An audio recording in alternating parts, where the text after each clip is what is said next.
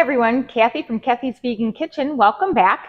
Today we're going to make butternut squash chili, and it's fabulous and it has a secret ingredient.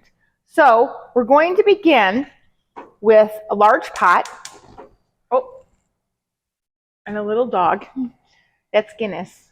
We're going to start with a large pot, and I'm going to add in 2 cloves of garlic that I minced.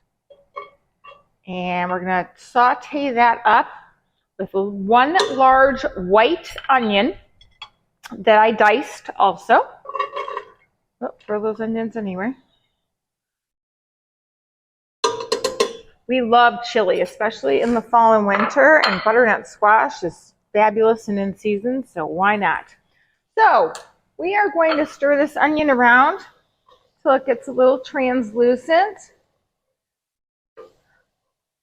And if your onions start to stick in the bottom of the pan, you can always put a little water or vegetable broth in, but it's not sticking, it's nonstick, so we should be all good.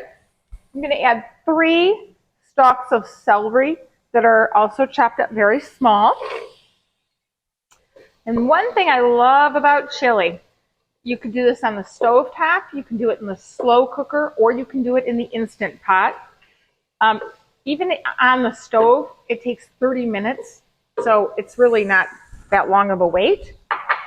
So we're going to move that around. And those onions are starting to get translucent.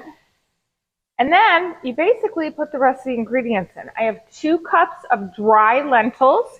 If you wanted to use the pre-cooked lentils, you could do that. But then it won't even take 30 minutes because really all you're cooking for that 30 minutes are these lentils. So they, set up and they cook all the way through. I'm going to stir those in there. I have 2 cans, 15-ounce cans of dark red kidney beans. Again, you can use any type of beans that you like. I chose kidney beans. I also like pinto beans for chili.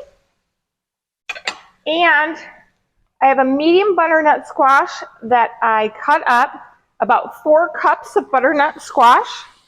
And we're going to put that in the pot.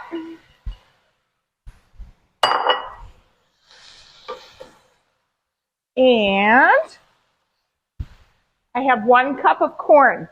You can use frozen or canned corn or fresh corn, but you don't have to cook it if it's frozen because it will cook in the pot. I'm going to put that in there. These are the garnishes. I have 2 jalapenos that I chopped. Take the seeds out and the veins out, and make sure you wear gloves so you don't burn your eyeballs if you have contacts. Not a good idea. And we have 1 28-ounce can of tomato sauce and 1 10-ounce can of Rotel tomatoes with chilies. 1 15-ounce can of diced tomatoes, and 2 cups of vegetable broth. And we're going to stir that together before I add that magic ingredient that I'm going to tell you about in a minute.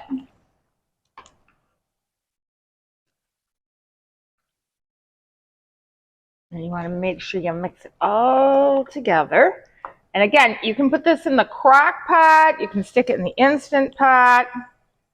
And then your magic ingredient is 2 tablespoons of unsweetened cocoa powder.